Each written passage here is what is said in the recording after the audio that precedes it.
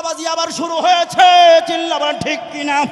এই চাঁদাবাজি বন্ধ করতে হলে আমার ভাইরা ওই সংসদে আল কোরআনের বিধান পালন করতে হবে।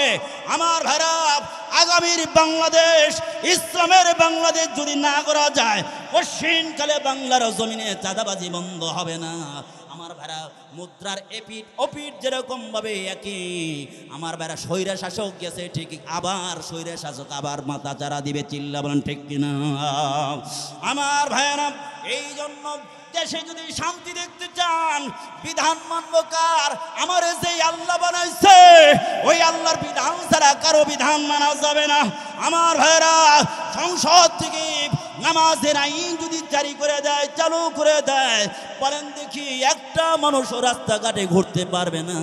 ওই ব্যক্তি ওযু থাক আর না থাক, আজান হইলে মসজিদের মধ্যে ঢুকতে হবে, চিল্লা বলেন ঠিক কিনা?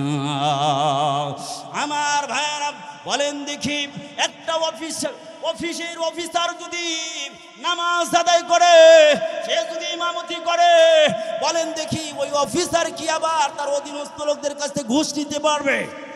আমার ভাইরা কোশ্চিনকালে নিতে পারবে না। এই জন্য যদি ঘুষ বন্ধ করতে চান, জিনা ব্যভিচার বন্ধ করতে চান, রাহাজানি বন্ধ করতে চান, আমার ভাইরা অত্যাচার নির্যাতন আয়নাঘর চিরস্থায়ীভাবে বন্ধ করতে চান, ঘুম বন্ধ করতে চান, তাহলে একমাত্র কোরআন ছাড়া বন্ধ করা যাবে না। এই জন্য আল্লাহ তাআলা জানায় দেন কোরআনুল হাকিমের মধ্যে, ওয়ামান লাম ইয়াহকুম বিমা আনজালাল্লাহ ফাউলাইকা হুমুল কাফিরুন। আল্লাহ পাক বলেন, তুমি দেশ চালাইবা কি দিয়ে? কোরআন দিয়ে। কোরআন দিয়ে যদি তোমার সংসদ না চলে, কোরআন দিয়ে যদি আদালত না চলে, কোরআনের মাধ্যমে বিচার ফয়সালা যদি না করো, আর কোরআনের ফয়সালাকে তুমি বিশ্বাস না করো, কোরআনের ফয়সালা তুমি যদি মানতে না পারো, শুনে রাখো, তুমি হাজি হইতে পারো ঠিক, এরপরেও হাজি আলহাজ মুশরিক হয়ে যাইবা। কারণ হইল আল্লাহর হুকুম যদি তুমি আদালতে না মানতে পারো, যত বড় হাজি হও না কেন, তারপরেও তুমি মুশরিক। কারণ হইল তাওহীদ ফিল ইবাদ, তাওহীদ ফিল হুকুম না মানার কারণে আল্লাহর হুকুমের ক্ষেত্রে, ফয়সালার ক্ষেত্রে আল্লাহর হুকুম ছাড়া পৃথিবীর কারো হুকুম মানা যাবে না। যিনি আমারে বানাইছেন তার একমাত্র হুকুম মানতে হবে, চিল্লা বলেন ঠিক কিনা? আমার ভাইয়েরা, ও বন্ধু, তাওহীদ হলো দুই প্রকার, একটা তাওহীদ ফিল হুকুম আর একটা তাওহীদ ফিল ইবাদত। এই ইবাদত একমাত্র হতে হবে আল্লাহর জন্য। কার জন্য? আরো জানেন কার জন্য? দুনিয়ার কোনো খাজা বাবার জন্য নয়, ন্যাংটা বাবার জন্য নয়, কারো জন্য নয়। ইবাদত একমাত্র করতে হবে আল্লাহর জন্য। এই জন্য ইবাদতের ক্ষেত্রে কাউকে শরীক করা যাবে না, চিল্লা বলেন ঠিক কিনা? আমার ভাইয়ারা, একটু ভালো করে লক্ষ্য করে শুনি, ও বন্ধু, ইবাদতের মধ্যে যেরকম কাউকে শরীক করা যায় না, আল্লাহর হুকুম ফয়সালার ক্ষেত্রে কারো বিধান মানা যাবে না। একমাত্র মানতে হলে আল্লাহর হুকুম মানতে হবে। আল্লাহর হুকুমের মাধ্যমে যদি আদালত চলে, বলেন দেখি ওই আদালতের মাধ্যমে ইনসাফ ভিত্তিক বিচার ব্যবস্থা যখন কায়েম হয়ে যাবে, তখন দুর্বলরা সবল কর্তৃক নির্যাতিত হবে না, চিল্লা বলেন ঠিক কিনা? ইব্রাহিম ওয়া আলা আলি ইব্রাহিম ইন্নাকা হামিদুম মাজিদ। আলহামদুলিল্লাহ, জামিয়া কুরআনিয়া JHM আদর্শ বালিকা মাদ্রাসার খতমে বুখারী ও ওয়াজ মাহফিলের সম্মানিত সভাপতি, প্রধান অতিথি, জাতির রাবার কর্ণধার হযরত উলামা ইকরাম, আমার কলিজার টুকরা যুবক ভাইরা, আমার সারে তাজ মুরব্বী বাবাজিরা, পর্দার আড়ালে অবস্থানরত মা ও বোনেরা, সর্বপ্রথম কালিমাতু শুকর আদায় করছি মহান রব্বে করিমের দরবারে, আল্লাহ সুবহানাহু ওয়া তাআলা আমাদেরকে এই বেহেশতের বাগানে আসা এবং বসার তৌফিক দান করলেন। আজকের এই মাহফিলে আসতে পেরে খুশি না বেজার? তাহলে উচ্চ আওয়াজে পড়ে নেই আলহামদুলিল্লাহ। মাইকেল ভাই, একটা আওয়াজ বাড়ায় দাও, কারণ তো আওয়াজ আসে না। একটা আওয়াজ বাড়ায় দাও, সাইডে একটু দুমদাম সে করবো, আওয়াজই তো নাই, মগামার আওয়াজ। একটা আওয়াজ বাড়ায় দাও। আল্লাহ পাক আমাদেরকে এ পর্যন্ত হায়াতে বাঁচিয়ে রেখেছেন, ঈমান ও আমলের উপরে আল্লাহ পাক এ পর্যন্ত রেখেছেন যে মওলাই কারীম যে আল্লাহ পাকের দেওয়া নিয়ামত 24 ঘন্টা নিরবচ্ছিন্নভাবে আমরা ভোগ করছি। আল্লাহ পাক যদি এক মুহূর্তের জন্য অক্সিজেন বন্ধ করে দেয়, গোটা পৃথিবী অচল হয়ে যাবে। আল্লাহ পাক গোটা কুল কায়নাতকে আল্লাহ পাক এত সুন্দর নিপুণভাবে পরিচালনা করছেন, আর প্রত্যেকটা জিনিস যেভাবে পরিচালনা করছেন সেটা সেভাবে পরিচালিত হচ্ছে। আল্লাহ পাক যে জিনিসকে যেভাবে হুকুম দিয়েছেন সে জিনিস সেইভাবে পরিচালিত হচ্ছে, আল্লাহ পাকের হুকুম মেনে চলছে। সূর্য বলেন, এই সূর্য তার নিজস্ব কক্ষে সুন্দরভাবে ঘূর্ণায়মান অবস্থায়, একদিনও সে স্টপ নাই। প্রত্যেকটা মুহূর্ত আল্লাহ পাকের বিধান অনুযায়ী, হুকুম অনুযায়ী চলছে। আল্লাহ রাব্বুল আলামিন যখন থেকে সূর্যকে এই আদেশ দিয়েছেন, তোকে আমি বানাইলাম আমার বান্দার জন্য, আমার বান্দাদের জন্য বানাইলাম। এক মুহূর্তের জন্য তুই বিরতি থাকবি না, বিরতিহীনভাবে তুই তোর আলো পৌঁছাবি। আমার ভাইরা বলেন দেখি, আজ পর্যন্ত কি সূর্য তার আলো দেওয়া থেকে বিরত হয়েছে? আওয়াজ করে বলেন, বিরত হয়েছে? বিরত হয় নাই।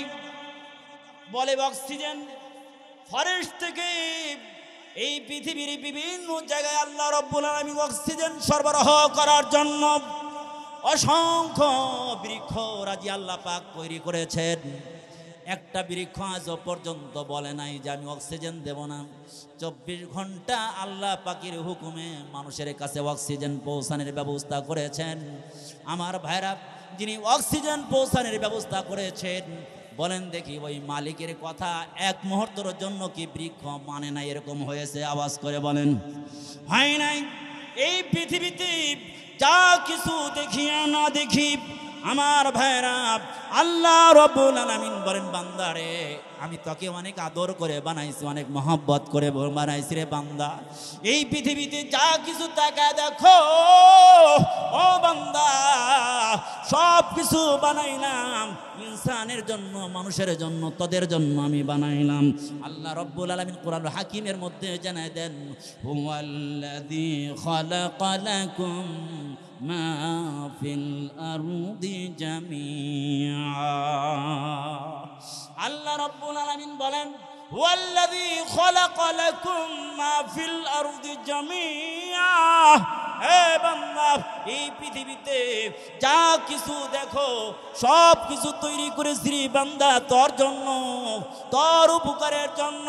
এই জন্য পৃথিবীর মধ্যে যা কিছু তাকায় দেখো রে বান্দা, সব কিছু আমার জন্য বানাইছেন। আল্লাহ পাককে যদি বলি, ও মালিক, সব কিছু তুমি আমার জন্য বানাইলা, তাহলে আমাকে কার জন্য বানাইছ?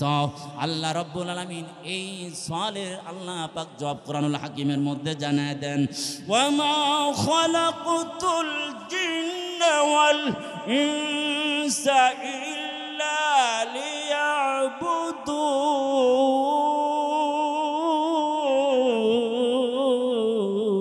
লিয়াবুদুন। আল্লাহ পাক বলেন, ও বান্দা,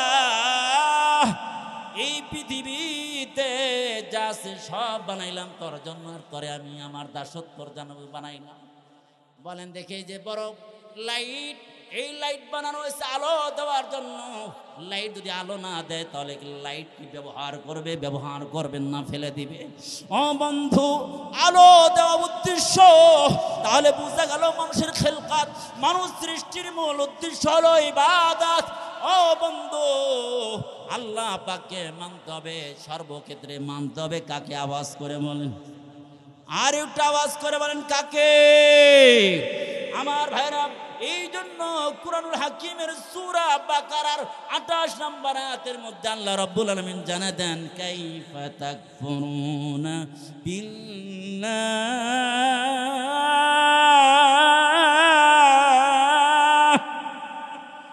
আল্লাহ তাআলা বলেন, ও বান্দা, কেমনে তুমি আমি আল্লাহ তাআলার সাথে কুফরি করো? আমি তোমার যা দরকার সব আমি আল্লাহ রাব্বুল আলামিন সরবরাহ করি। আমি আল্লাহ তাআলা তোমাকে ছোট্ট থেকে নাপাক জিনিস থেকে আমি আল্লাহ তাআলা তোমারে তৈরি করলাম রে বান্দা। তুমি কথা বলতে পারতা না, আমি কথা বলার যোগ্যতা দিয়েছি। তুমি কিছু জানতা রে বান্দা, আমি জানাইছি। তুমি কোনো জিনিস জানো নাই, আমি জানাইলাম, শিক্ষা দিলাম, শিক্ষিত বানাইলাম। কথা বলতে পারতে না, কথা বলার যোগ্যতা দিলাম। খেতে পারত না, খাওয়ার যোগ্যতা দিলাম। এই বান্দা কি খাবে, আমি আল্লাহ তাআলা দিলাম। অক্সিজেন দিলাম চলার জন্য, ভালো পরিবেশ, সব কিছু আমি তোমার জন্য তৈরি করলাম রে বান্দা। কিন্তু তোমারে তৈরি করেছি আমি আমার জন্য। সাবধান রে বান্দা, আমি আল্লাহ তাআলার সাথে তোমরা নাফরমানি করো না, কুফরি করিও না। এই জন্য এক নম্বর বান্দার কাজ হবে, সবচেয়ে বড় নিয়ামতের বড় শুকরিয়া হবে বান্দার এক নম্বরে হচ্ছে আল্লাহ তাআলার তাওহীদে বিশ্বাসী হওয়া। এটা হচ্ছে সবচেয়ে বড় শুকরিয়া। আমার ভাইয়েরা, আল্লাহ রাব্বুল আলামিন আমাকে বানালেন, আপনাকে বানালেন, সবকে বানাইয়া বান্দার সব কিছু পরিচয় করলেন, সব কিছু দেন বলেন। তারপরেও যদি বান্দা আল্লাহকে না মানে, আল্লাহর সাথে শিরক করে, বলেন দেখি এটা চরম ধরনের হারামি কিনা। আমার ভাইয়েরা, আপনি আপনার বিবিকে সব দেন, কাপড় দেন, যা কিছু দরকার, খাবার দাবার সহ, বাসস্থান সহ সব কিছু দেন।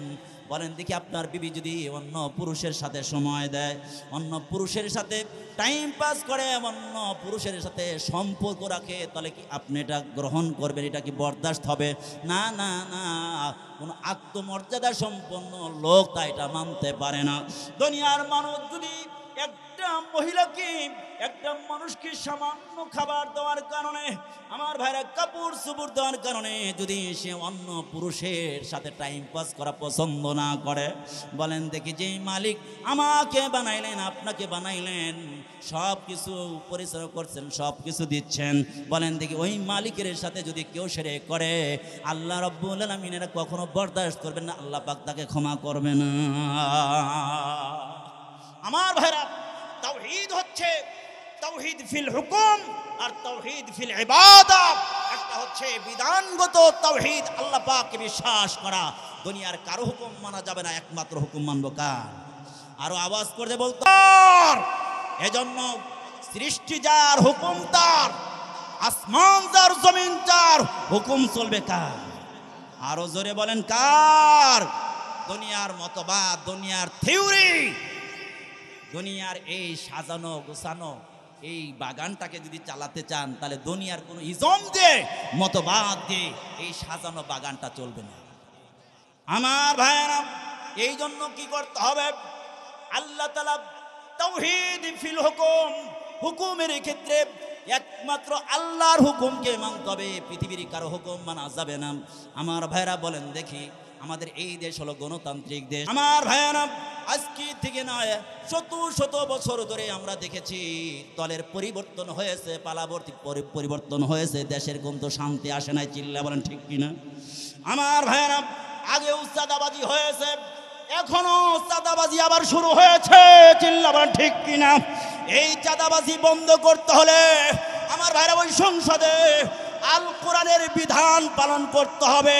আমার ভাইরা, আগামীর বাংলাদেশ, ইসলামের বাংলাদেশ যদি না করা যায়, কঠিনকালে বাংলার জমিনে চাঁদাবাজি বন্ধ হবে না। আমার ভাইরা, মুদ্রার এপিট ওপিট যেরকম ভাবে একই, আমার ভাইরা স্বৈরা শাসক গেছে ঠিক, আবার স্বৈরা শাসক আবার মাথা চারা দিবে। চিল্লা বলেন ঠিক কিনা? আমার ভাইরা, এই জন্য দেশে যদি শান্তি দেখতে চান, বিধান মানব কার? আমার যে আল্লাহ বানাইছে, ওই আল্লাহর বিধান ছাড়া কারো বিধান মানা যাবে না। আমার ভাইরা, সংসদ থেকে নামাজের আইন যদি জারি করে দেয়, চালু করে দেয়, বলেন দেখি একটা মানুষও রাস্তাঘাটে ঘুরতে পারবে না। ওই ব্যক্তি ওযু থাক আর না থাক, আজান হইলে মসজিদের মধ্যে ঢুকতে হবে। চিল্লা বলেন ঠিক কিনা? আমার ভাইরা বলেন দেখি, একটা অফিসের অফিসার যদি নামাজ আদায় করে, সে যদি ইমামতি করে, বলেন দেখি ওই অফিসার কি আবার তার অধীনস্থ লোকদের কাছ থেকে ঘুষ নিতে পারবে? আমার ভাইরা কোশ্চিন কালে নিতে পারবে না। এই জন্য যদি ঘুষ বন্ধ করতে চান, জিনা ব্যভিচার বন্ধ করতে চান, রাহাজানি বন্ধ করতে চান, আমার ভাইরা অত্যাচার নির্যাতন আয়নাঘর চিরস্থায়ীভাবে বন্ধ করতে চান, ঘুম বন্ধ করতে চান, তাহলে একমাত্র কোরআন ছাড়া বন্ধ করা যাবে না। এই জন্য আল্লাহ তাআলা জানায় দেন কোরআনুল হাকিমের মধ্যে, ওয়ামাল লাম ইয়াহকুম বিমা আনজালাল্লাহ ফাউলাইকা হুমুল কাফিরুন। আল্লাহ পাক বলেন, তুমি দেশ চালাইবা কি দিয়ে? কোরআন দিয়ে। কোরআন দিয়ে যদি তোমার সংসদ না চলে, কোরআন দিয়ে যদি আদালত না চলে, কোরআনের মাধ্যমে বিচার ফয়সালা যদি না করো, আর কোরআনের ফয়সালাকে তুমি বিশ্বাস না করো, কোরআনের ফয়সালা তুমি যদি মানতে না পারো, শুনে রাখো, তুমি হাজি হইতে পারো ঠিক, এরপরেও হাজি আলহাজ মুশরিক হয়ে যাইবা। কারণ হইল আল্লাহর হুকুম যদি তুমি আদালতে না মানতে পারো, যত বড় হাজি হও না কেন, তারপরেও তুমি মুশরিক। কারণ হইল তাওহীদ ফিল ইবাদ, তাওহীদ ফিল হুকুম না মানার কারণে আল্লাহর হুকুমের ক্ষেত্রে, ফয়সালার ক্ষেত্রে আল্লাহর হুকুম ছাড়া পৃথিবীর কারো হুকুম মানা যাবে না।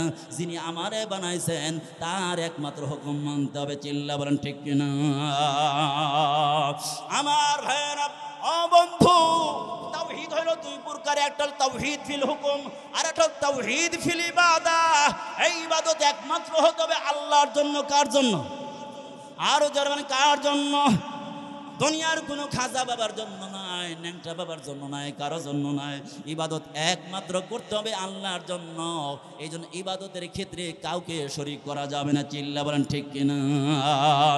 আমার ভাইয়ারা, একটু ভালো করে লক্ষ্য করে শুনি। ও বন্ধু, ইবাদতের মধ্যে যেরকম কাউকে শরীক করা যায় না, আল্লাহর হুকুম ফয়সালার ক্ষেত্রে কারো বিধান মানা যাবে না। একমাত্র মানতে হলে আল্লাহর হুকুম মানতে হবে। আল্লাহর হুকুমের মাধ্যমে যদি আদালত চলে, বলেন দেখি, ওই আদালতের মাধ্যমে ইনসাফ ভিত্তিক বিচার ব্যবস্থা যখন কায়েম হয়ে যাবে, তখন দুর্বলরা সবল কর্তৃক নির্যাতিত হবে না। চিল্লা বলেন ঠিক কিনা? আমার ভাইরা, এদেশের রিজার্ভ খালি হবে না। আমার ভাইরা, ব্যাংক বন্ধ হবে না। আমার ভাইরা, ইফ সালমান রহমানের মতো এত দেখতেও যদি বুজুর্গ দেখবেন স্বর্ণের খাটে শুইছে, আবার যখন ক্ষমতা চলে গেছে দেখবেন কি কলার পাতায় শুয়ে পালাইতে আরম্ভ করেছিল। চিল্লা বলেন ঠিক কিনা? আমার ভাইরা, ও বন্ধু, আল্লাহর বিধান যদি থাকতো, কখনো ব্যাংক খালি করতে পারতো না, রিজার্ভ খালি করতে পারতো না, দেশের টাকা বিদেশে পাচার করতে পারতো না। আল্লাহর বিধান দিয়ে যদি এই দেশ চলে, এই জন্য ভবিষ্যতের বাংলাদেশ, ইসলামের বাংলাদেশ কায়েম করার জন্য কে কে রাজি আছে? হাত তুলে দেখায়। আল্লাহ পাক কবুল করুন, বলুন আমিন। আমার ভাইরা, ইসলামী রাষ্ট্রের যারা হত্যা করতে হবে, তাদের অবস্থাটা কেমন হওয়া চাই, আর তাদের অবস্থাটা কেমন, আর আমাদের অবস্থাটা কেমন? আমার ভাইরা, একটা ইতিহাস মনে পড়লো। হযরতে ওমর ইবনে আব্দুল আজিজ রহমাতুল্লাহি আলাইহি, অনেক আগে পড়েছিলাম। ওমর ইবনে আব্দুল আজিজ রহমাতুল্লাহি আলাইহি তার রাজত্বকালে তিনি একদিন বাইতুল মালের ঘরে ঢুকলেন। বাইতুল মালের ঘরে ঢুকে দেখেন কোথায়ও বকরি, কোথায়ও এরকম উট, কোথায়ও স্বর্ণ, কোথায়ও এর রূপা, জায়গায় জায়গায় এভাবে রাখা আছে। হঠাৎ করে হাঁটতে হাঁটতে দেখলেন কিছু তাজা আপেল দেখা যায় এক পাশে। উনি অডিট করতেছেন। অডিট করতে করতে করতে করতে ঠিক আপেলের কাছে যখন গেছে, তার সাথে ছিল ছোট্ট একটা বাচ্চা, অবুঝ বাচ্চা। এই অবুঝ বাচ্চা, তিনি চিন্তা করলো অনেক দিন ধরে আপেল খাই না। বাবা যতদিন ক্ষমতায় ছিল না, বাবা যতদিন বাদশা হয় নাই, বাদশা যতদিন আমির হয় নাই, ততদিন আমরা ভালো খাইতে পারতাম। কিন্তু বাবা যেই দিন থেকে এই দেশের সম্রাট হয়েছে, যেই দিন থেকে বাদশা হয়েছে, ওই দিন থেকে আর ভালো খাওয়া আর চোখে দেখি না। বাচ্চা চিন্তা করলো তাহলে একটা আপেল অজান্তে নিয়ে নিই। ছোট্ট বাচ্চা সাইড থেকে একটা আপেল অজান্তে নিয়ে ফেলছে। আমার ভাইয়েরা, ওমর ইবনে আব্দুল আজিজ অডিট করে, পুরা বাইতুল মাল অডিট করে দরজা দিয়ে যখন বের হতে আরম্ভ করলেন, হঠাৎ করে বাচ্চার দিকে নজর পড়ে গেল। আর যখন বাচ্চাটা একটা আপেল নেয়, বাইতুল মালের রক্ষকও দেখছেন, চিন্তা করলেন একজন বাদশার ছোট্ট একটা ছেলে একটা আপেল নিচ্ছে, এটা কেমনে রেখে দেয়? এটা তো অসম্ভব। বরং পারলে আমাদের বাচ্চা যত ভালো এত ভালো, যে ডালি ডালি আর গামলা গামলা বড় বড় এরকমভাবে কার্টুন কার্টুন আপেল যদি বাচ্চার বাড়িতে পৌঁছায় দিতে পারতাম তাহলে খুশি হয়ে যাইতাম। আমার ভাইয়েরা, এমনই সময় ওমর ইবনে আব্দুল আজিজ দেখলেন ছোট্ট সন্তান, হাতের মধ্যে একটা আপেল দেখা যায়। এই আপেল পেল কোত্থেকে? কথা বলার সাহস নেই। ওমর ইবনে আব্দুল আজিজ বললেন, আমি তো আপেল কিনে দেই নাই। নিঃসন্দেহে বাইতুল মাল থেকে আপেল নিয়েছে। সাথে সাথে আপেলটা হাত থেকে কেড়ে নিলেন। আপেলটা হাত থেকে কেড়ে নিলেন।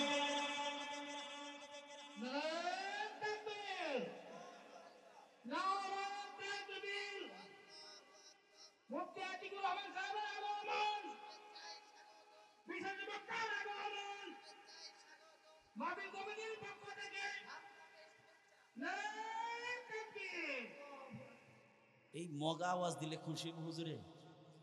আমরা না এলাকার হুজুর, তাকবীরটা দিতে পারবো না, আল্লাহর ধ্বনি দিবেন, জোরে আওয়াজ দেবেন লিল্লাহি তাকবীর।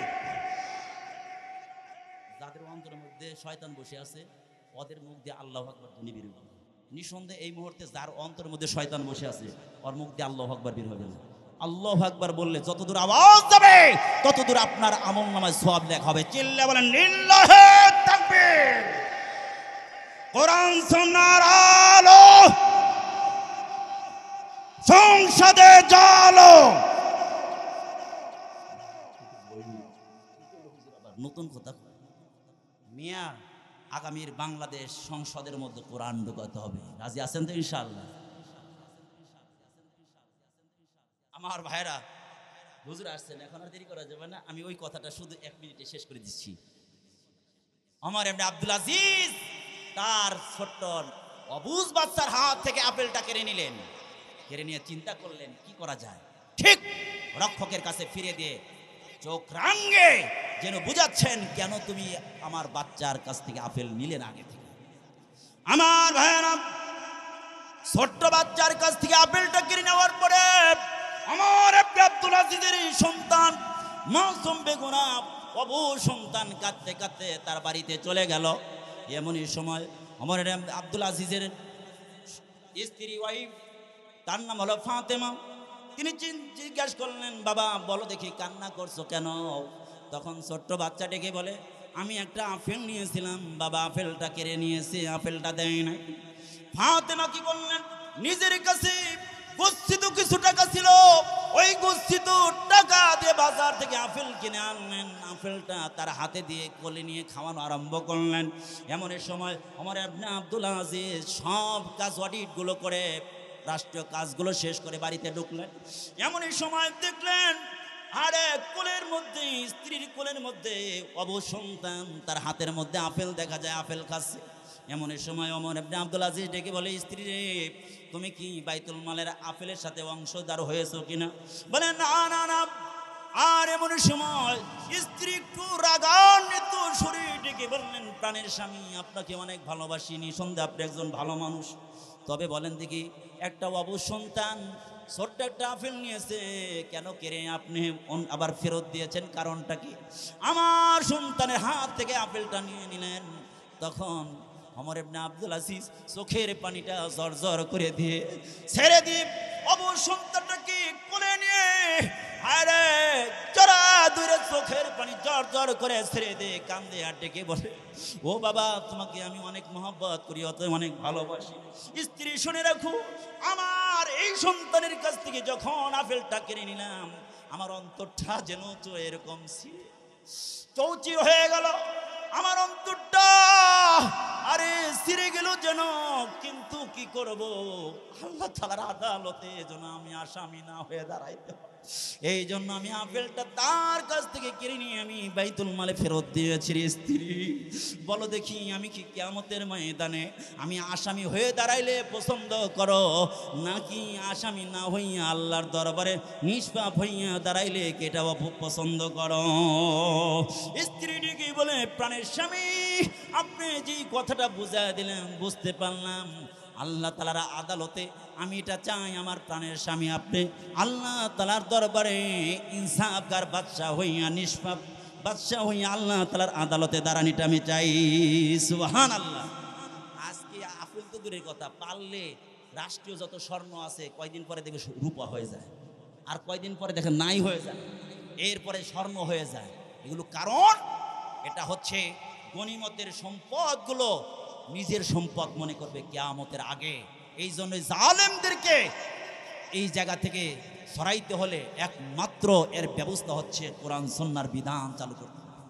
কোরআন সুন্নাহ যেরকম ব্যক্তিগত জীবনে কায়েম করা ফরজ, রাষ্ট্রীয়ভাবে কায়েম করাও ফরজ। এই জন্য রাষ্ট্রীয়ভাবে কোরআন সুন্নাহ কায়েম করার এই আন্দোলনে কে কে রাজি আছে হাত তুলে দেখাও। আল্লাহ পাক কবুল করুন, বলুন আমিন। আখির দাওয়ানা আলহামদুলিল্লাহ।